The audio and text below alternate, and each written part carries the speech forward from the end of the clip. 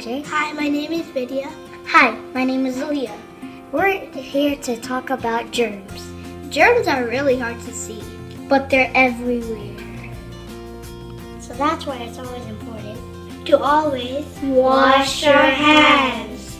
Even though germs can't be seen, They're usually found on shared surfaces. So, what's a shared surface?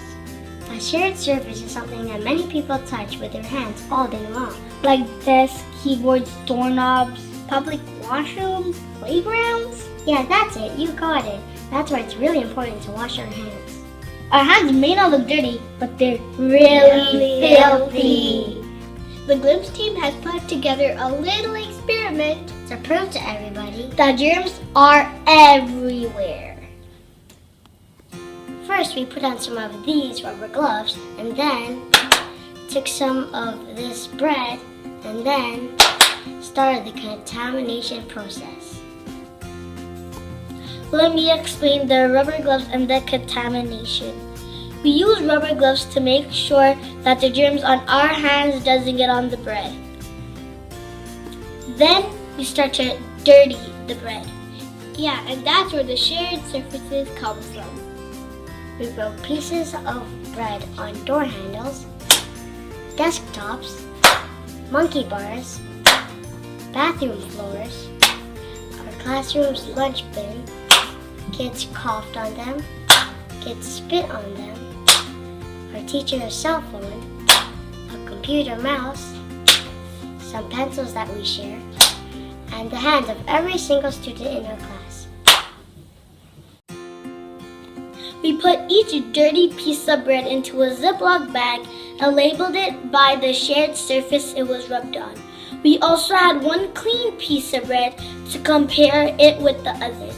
Then we waited to see how the bread would change. We used Wonder Bread from a grocery store because it was cheaper than fresh bread from a bakery, and the Wonder Bread probably has a bunch of chemicals to make it stay fresh longer.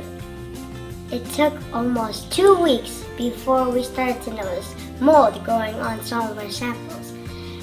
Wow, those preservatives sure kept that bread looking fresh.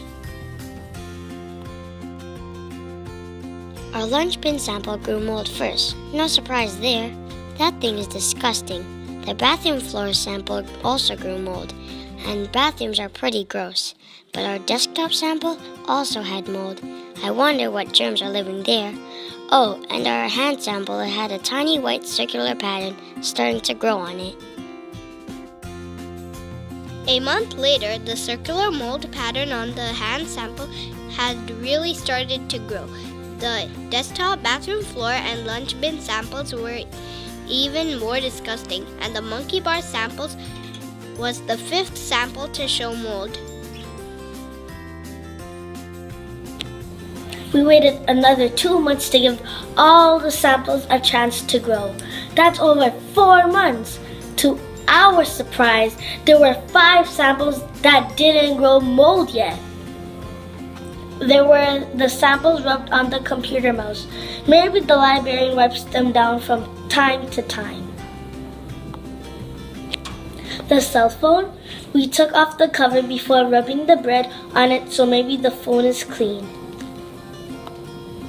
The shared pencils, maybe there were newer pencils that weren't shared by many people yet. The door handles, the caretakers must do a good job cleaning them. And even the spit sample, maybe our bodies have good ways of fighting off germs. The boys who spit on the bread must have been pretty healthy. Anyways, 4 months and no mold? Wow, those preservatives really did their job. Oh, and we almost forgot. As expected, the clean sample also didn't have any mold too. Molds continued to grow on all the samples that already had mold on them. The coughing sample was the 6th sample to grow mold. It had a white colored mold that was different than all the other samples. after 4 months, the bread was totally disgusting. It could be dangerous to breathe in the mold, so we made sure not to open the bags before disposing of the moldy samples. The purpose of our experiment was to prove how filthy your hands really are. The hand sample grew just as much mold as the bathroom floor, lunch bin, and desktop sample combined. That's proof that our hands carry germs.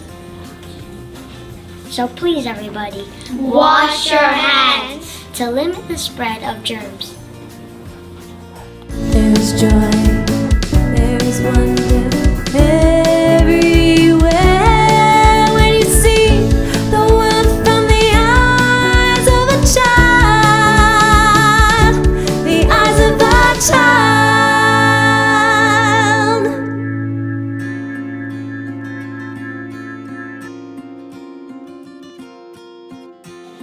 This has been a Glimpse production. Thank you for watching.